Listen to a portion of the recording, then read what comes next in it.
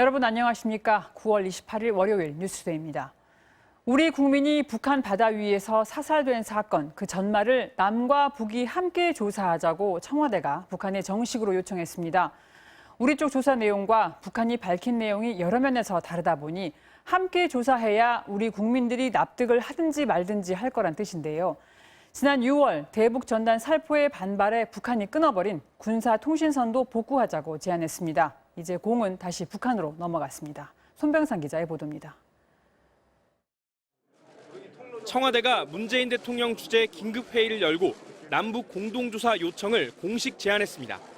북한이 숨진 공무원의 시신을 자체 수색해 송환하겠다는 입장을 밝히자 우리 정부는 조사를 함께하자고 공개 제안한 겁니다. 남과 북이 각각 파악한 사건 경위와 사실관계에 차이점이 있으므로 조속한 진상규명을 위한 공동조사를 요청함. 청와대는 우선 북측의 신속한 사과와 재발 방지 약속을 긍정적으로 평가했습니다. 그러면서도 시신 소각 여부와 총격 지시 경위 등 남북 간 설명이 엇갈리는 만큼 국민들의 의구심을 지울 수 있도록 북측의 공동조사의 필요성을 요청한 겁니다. 남과 북이 각각 발표한 조사 결과에 구애되지 않고 열린 자세로 사실관계를 함께 밝혀내기를 바람. 아울러 청와대는 소통과 협의, 정보 교환을 위해 지난 6월 단절된 군사통신선을 재가동하고 시신과 유류품 수습은 남북이 각각 진행하되 관련 정보는 교환하자고도 제안했습니다. 끊어진 남북 소통 채널을 복구해 강력한 방역 봉쇄를 실시 중인 북측 지역에 우리 조사단이 넘어가지 않고도 공동조사를 실현하겠다는 겁니다. 다만 영해 침범은 간과할 수 없다는 북측의 경고를 감안하면 남북의 수색 범위부터 합의가 어려울 수도 있습니다. 청와대는 또 북한에 대한 제안과 함께 서해 북방 한계선 인근에서 조업 중인 중국 어선들과 중국 당국에도 시신과 유류품 수습에 협조를 요청했습니다. 청와대의 이번 공개 요청은 가능한 모든 방법을 동원해 시신을 찾고 사실관계를 빠르게 규명하겠다는 의지를 천명한 것으로 풀이됩니다. MBC 뉴스 손병선입니다. 이런 와중에 우리 외교부의 한반도 평화교섭본부장이 어제 미국 워싱턴에 도착했습니다. 미국과 집중적으로 다룰 최대 현안은 두 가지입니다. 우리 국민이 사살된 사건을 풀어나가는데 한국과 미국이 어떻게 협조할 수 있을지, 그리고 문재인 대통령이 제안한 종전선언을 위해 미국이 뭘 해줄 수 있을지입니다. 워싱턴에서 여홍국 기자입니다. 워싱턴에 도착한 이도훈 한반도 평화교섭본부장은 미 측과 종전선언 문제를 협의할 예정이라고 밝혔습니다. 이 문제를 미국이 어떻게 생각하는지 들어보겠다며 한미 간 공감대가 있을 거라고 말했습니다. 방미 목적 중 하나가 종전선언과 관련해 미 측을 설득하는 데 있음을 시사한 것으로 보입니다. 미국도 종전선언에 대해서 나름 관심을 갖고 검토한 적이 많습니다. 무조건 그렇게 뭐 된다 안 된다 이야기를 하기 전에 같이 한번 앉아서 이야기를 하면 공감대가 있을 거로 봅니다. 북한의 남측 공무원 사살 사건과 관련해선 한미 간 공조 방안을 논의할 예정이라고 밝혔습니다. 이번 사안이 자칫 남북 간 긴장 고조로 이어질 수 있는 만큼 한미 간 공조를 통해 북한을 압박하겠다는 의도로 해석됩니다. 국무부에서 아주 우리 정부 입장을 전폭적으로 지지한다는 게 나온 이상 뭐 어떻게 같이 공조할 수 있는지에 대해서 중점적으로 이야기할 생각입니다. 미국 대선 전에 북한과 관련한 이른바 10월 서프라이즈 가능성을 묻는 질문엔 모든 것은 북한에 달려있기 때문에 지켜봐야 한다며 신중한 입장을 보였습니다. 최종권 외교부 1차관과 김현종 청와대 국가안보실 2차장 그리고 이도훈 본부장까지 이달 들어서만 한국의 고위당국자 3명이 잇따라 워싱턴을 방문할 만큼 한반도 현안을 놓고 한미 간의 긴박한 협의가 이뤄지고 있습니다. 이도훈 본부장은 3박 4일간 스티븐 비건 국무부 부장관 등과 만나 대북 정책 전반을 논의합니다. 10월 초로 예상되는 폼페이오 국무장관의 방한에 앞서 사전 조율도 벌일 예정입니다. 워싱턴에서 MBC 뉴스 여홍규입니다. 전 세계 코로나19 누적 사망자 수가 100만 명을 넘어섰습니다. 문제는 코로나19가 재유행 조짐을 보이고 있고 겨울철 독감 등이 동시에 유행할 경우 지금보다 더 상황이 악화될 수 있다는 겁니다. 보도에 임현주 기자입니다. 코로나19 감염으로 인한 전 세계 사망자가 100만 명을 넘어선 것으로 집계됐습니다.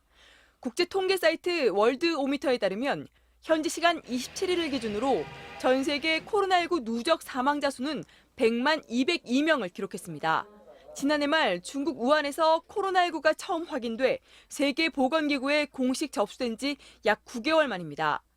국가별로는 누적 사망자 20만 9,200여 명을 기록한 미국이 피해가 가장 많았고 브라질 14만 1,400여 명, 인도 9만 4,900여 명, 멕시코 7만 6,200여 명으로 나타났습니다. 미국 언론들은 코로나19로 숨진 미국인이 최근 전쟁 중에 발생한 전사자를 모두 합친 것보다 더 많다고 지적했습니다. The comparisons are stunning. More Americans lost in this pandemic than have died in World War I, the Korean War, Vietnam, Iraq, and Afghanistan combined. 전 세계 코로나19 확진자 수는 현재까지 3,318만 명으로 집계됐습니다. 러시아를 포함한 유럽에서는 최근 신규 확진자가 하루에 5만 명 이상씩 늘고 있어 유럽을 중심으로 코로나19 2차 유행이 시작됐다는 분석도 나오고 있습니다. 여기에 코로나19와 겨울철 독감까지 동시에 유행할 경우 사망자 수는 더 늘어날 것으로 보입니다. 세계보건기구 WHO는 전 세계가 바이러스 확산에 적극 대응하지 않으면 사망자 수는 200만 명을 넘어설 것이라고 경고했습니다. MBC 뉴스 임현주입니다. 유통 과정에서 상온에 노출돼 사용이 중지된 독감 백신을 접종받은 사람이 계속해서 늘고 있습니다. 현재까지 407명으로 집계됐는데 조사 결과에 따라서 규모가 더 커질 가능성도 배제할 수 없습니다. 이준범 기자입니다.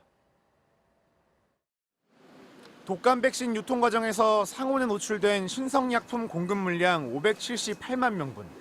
노출 사고가 알려지며 지난 21일부터 접종이 즉각 중단됐지만 현재까지 이를 맞은 사람이 407명에 이르는 것으로 파악됐습니다. 지난 금요일까지 224명이었던 것에서 주말 사이 2배 가까이 늘어났습니다. 규정을 어기고 무료 물량과 유료 접종분을 섞어 사용했거나 정부의 중단 발표 이후에도 이를 알지 못하고 접종한 의료기관들이 있기 때문입니다. 현재 의료기관 보유 수량과 정부의 조달 물량을 비교하는 작업이 계속 진행되고 있어 문제 백신 접종자 수는 더 늘어날 가능성이 높습니다. 다만 해당 접종자들 가운데 이상 반응이 확인된 사례는 아직까지 없습니다. 질병관리청은 이들의 건강 상태를 해당 지자체가 접종일로부터 일주일 동안 전화나 문자로 매일 확인하고 있다고 밝혔습니다. 또 장기적으로 부작용 가능성을 대비해야 한다는 지적을 반영해 접종자들에 대한 장기 추적 필요성을 전문가들과 상의해 검토하겠다고 했습니다. MBC 뉴스 이준범입니다. 종종 집에 아무렇게나 굴러다니던 골동품이 경매에서는 귀한 대접을 받을 때가 있는데요. 세 번째 키워드입니다. 코로나 집콕 청소하다가 횡재. 색상은 물론 꽃무늬도 정말 예쁘게 그려진 주전자인데요. 길이는 15cm, 높이 8.5cm에 지나지 않는다고 합니다. 그런데 이 주전자가 무려 6억 원 가까운 가격에 낙찰됐다는데요. 청나라 황제가 사용하던 물건이었기 때문입니다. 그동안 황제의 주전자는 잉글랜드의 한 지방 가정집 창고에 있었다는데 집주인이 코로나19로 인한 봉쇄 조치로 창고 정리를 하던 중 발견됐다고 합니다. 주전자는 조부가 2차 세계대전 때 동아시아 지역에 있다가 영국에 오면서 가져온 거라고 말했는데요. 코로나19 봉쇄 조치로 인한 강제 집콕 생활, 창고 정리가 운명을 바꾼 계기가 된 것 같습니다.